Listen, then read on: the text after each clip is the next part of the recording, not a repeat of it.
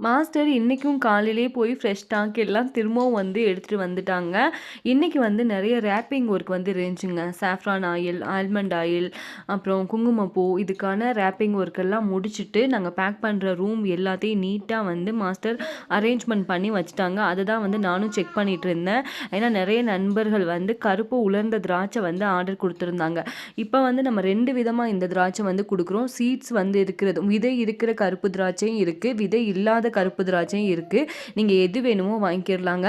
அதே மாதிரி இப்ப நெறைய இந்த டியூட்டி ஃப்ரூட்டி மாரி இருக்கும்ல. ஆனா இது டியூட்டி ஃப்ரூட்டி கிடையாது. அதே மாதிரி இருக்கக்கூடிய ஒரு ஸ்வீட் வந்து இப்ப வந்து நியூவா வந்து வந்திருக்கு. அதோட ஃபோட்டோ வந்து நான் விரைவில வந்து அப்லோட் பண்றேன். அதே மாதிரி காஷ்மீர்ல இவங்க ஆத்தென்டிக்கா பண்ணக்கூடிய டிக்கி மசாலா அதுவும் நம்மகிட்ட அவைலபிளா இந்த அரேஞ்ச்மெண்ட் ஒர்க்கெல்லாம் முடிச்சு வச்சிட்டோம் அப்படின்னா மாஸ்டர் வந்து பேக் பண்ணுறதுக்கு ரொம்பவே ஈஸியாக இருக்கும். அதுக்காக தான் நீங்களே பாருங்கள். அதே மாதிரி பேக்கிங் ரூம் எப்படி இருக்குன்னு நீங்களே வந்து கமெண்ட்டில் சொல்லுங்கள். தேங்க்ஸ் ஃபார் வாட்சிங்.